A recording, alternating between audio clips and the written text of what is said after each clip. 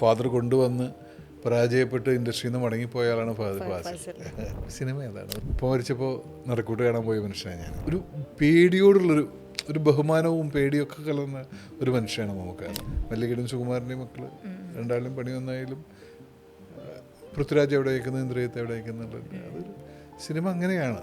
നാളെ പൃഥ്വിരാജ് വിചാരിക്കുന്നു ഞാൻ എൻ്റെ ചേട്ടനെ നായകനാക്കി ഞാൻ സൂപ്പർ സ്റ്റാർ ആക്കാമെന്ന് വിചാരിച്ച് നടക്കുന്നതല്ല. അതിൻ്റെ ഒരു മാജിക്ക് വേറെ തന്നെയാണ്. സ്ക്രിപ്റ്റ് വായിച്ചിട്ട് ഞാൻ പറഞ്ഞു, ഞാൻ ഷാജി എവിടെയും കാണുന്നില്ല, ഷാജി സ്ക്രിപ്റ്റിലില്ല, അത് എൻ്റെ മനസ്സിലുള്ളൂ. അതിങ്ങനെ അങ്ങനെയാണ്. അപ്പോൾ ഒരു സുഹൃത്താണ് ഞാൻ. എൻ്റെ സങ്കടങ്ങൾ പോലും ഷെയർ ചെയ്യാവുന്ന, ഞാൻ വളരെ കുറച്ച് പേരുടെ സങ്കടങ്ങൾ പറയുള്ളൂ, ആ സങ്കടങ്ങൾ പോലും പറയുന്ന ഒരാളാണ് ശരിക്കും പറഞ്ഞത്. നീ കാക്ക, നീ മുസ്ലിം, ഇതല്ലേ പറയുള്ളൂ, നീ അങ്ങനെയല്ല സുഡാപ്പി എന്ന് നമ്മൾ സുഡാപ്പികളായി മാറുന്നു. എന്നെ കണ്ട ആദ്യം പുതിയ കവിത ഏതാ മോനെ, കമലതളം എന്ന് പറഞ്ഞ സിനിമയിലെ ആ ഡാൻസൊക്കെ പുള്ളി എങ്ങനെയാണ്, ഡാൻസ് പഠിച്ചിട്ടില്ല. വിനീതിനെ പോലുള്ള, മോനിഷയെ പോലുള്ള ഡാൻസറായിട്ടുള്ള അവരുടെ മുമ്പിൽ പെർഫോം ചെയ്യാന്നൊക്കെ പറഞ്ഞ് അവർക്ക് പഠിപ്പിച്ചു കൊടുക്കുന്നൊരു അധ്യാപകനായിട്ട് മാറുന്ന പറഞ്ഞാൽ ആ മനുഷ്യനെ കുറിച്ചോ ആ നടനെ കുറിച്ചോ നമുക്ക് ആലോചിക്കാൻ പറ്റില്ല.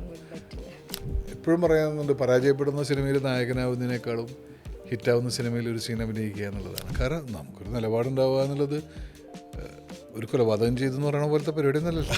ലിജീഷ് പറഞ്ഞൊരു തമാശ മാത്രമേ ഞാൻ പറയാം. കുട്ടികളെ പിടിച്ചു നിർത്തിയിട്ട് രണ്ടുപേരും കവിതയൊക്കെ ചൊല്ലി കൊടുത്തിട്ട് ഞാൻ പൊക്കം എന്ന് പറയുന്ന ഒരു മലയാളം മാഷാണ്.